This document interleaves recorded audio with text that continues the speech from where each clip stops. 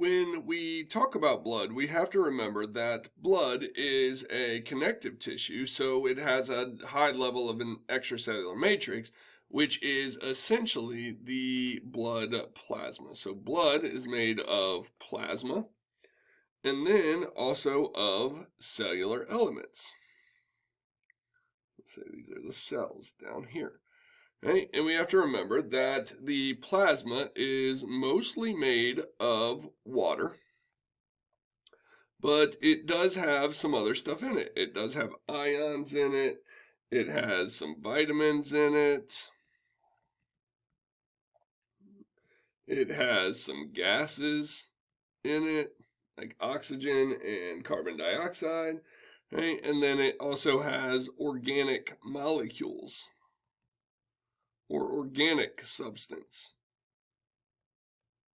Right? And these are things like amino acids, proteins, like albumin, sugar, like glucose, lipids, and then also some nitrogenous waste.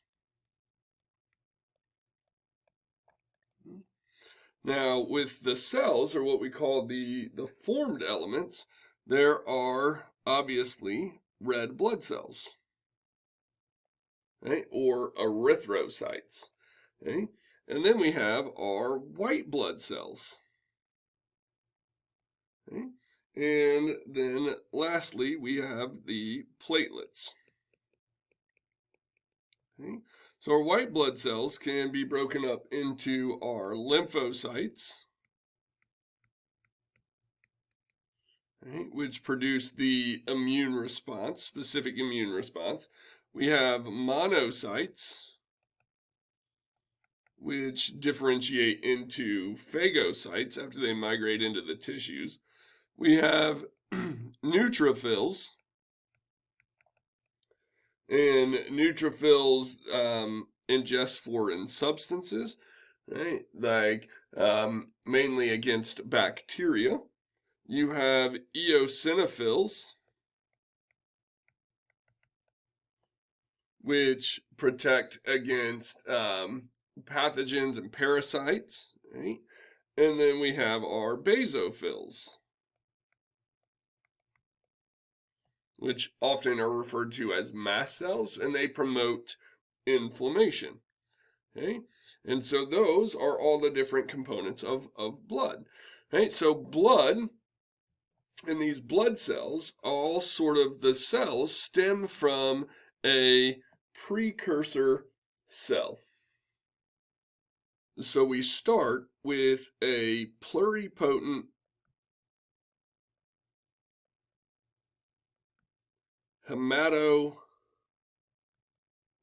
cell. Okay?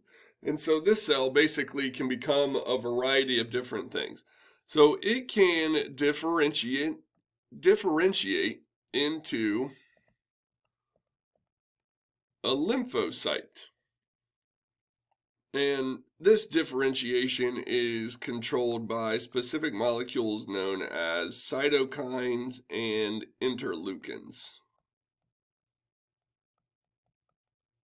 Okay. Now, this pluripotent hematopoietic cell can also sort of differentiate into another pluripotent stem cell. So it goes under a little bit of differentiation here, right? So that it can't become a lymphocyte anymore, but it can become a variety of different things. So it can become an eosinophil. It can become a basophil. It can become a monocyte.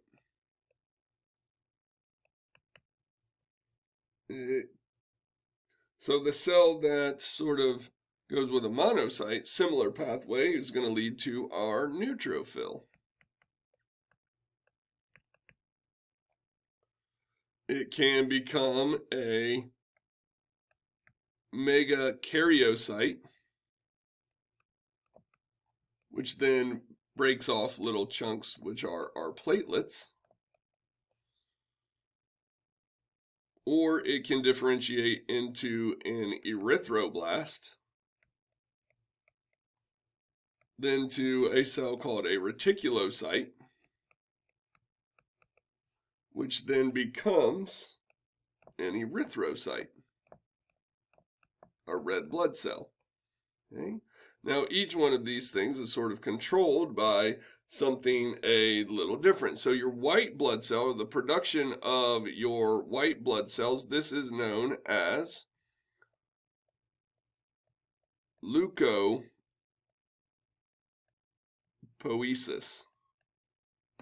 Leukopoiesis. Okay? And it is controlled by colony stimulating